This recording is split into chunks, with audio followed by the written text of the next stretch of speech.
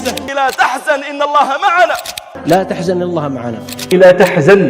إن الله معنا. لا تحزن إن الله معنا. لا تحزن. إنسانكو dhibta tirada badan la uma adkaysto ilaa iyaynu ilaahay xidhiidh dhab ah la leeyahay mooyaane. hamurugoon. لا تحزن همرقون.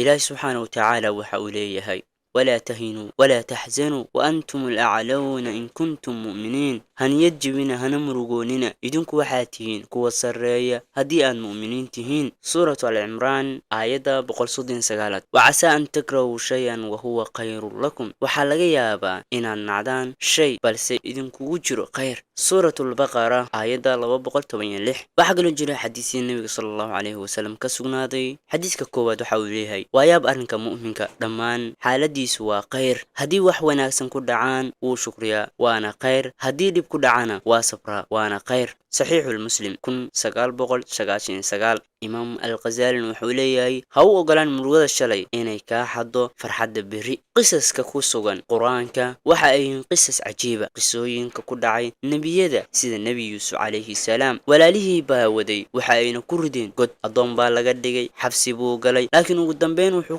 بي وزير نمو شرف إيو عفس مرغد هذا مكوين تهي مدى يوسف إلهي وكو سمين كرا سيدي يوسف أو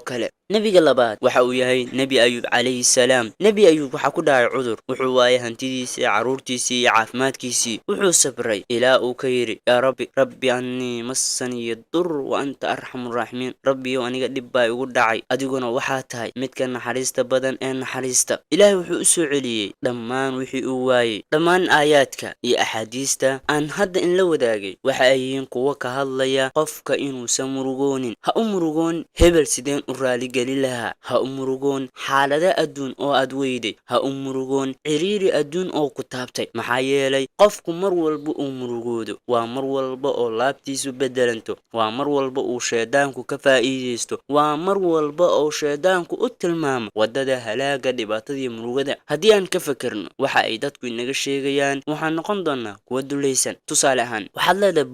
بلشداسي هدي اي مرول بكادا دعنيان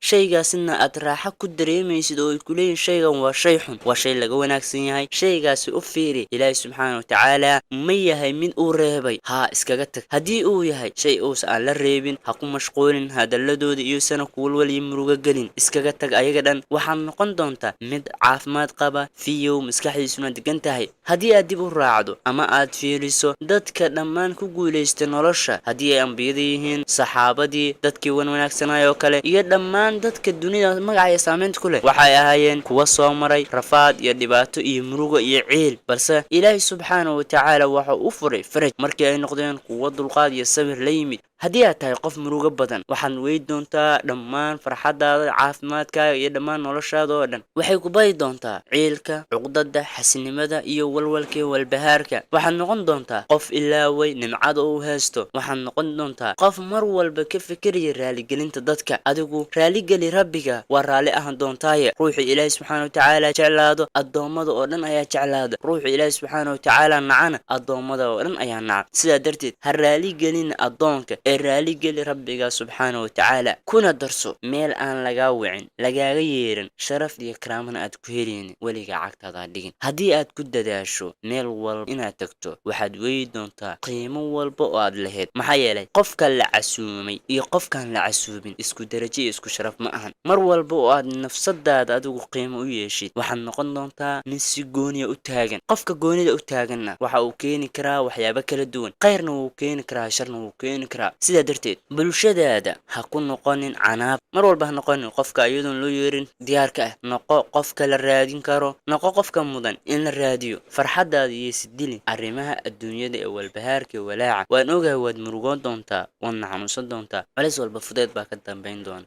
faraj baa jira arrimuhu khayr bay noqon doonaan هذا وبالله التوفيق والسلام عليكم ورحمة الله وبركاته.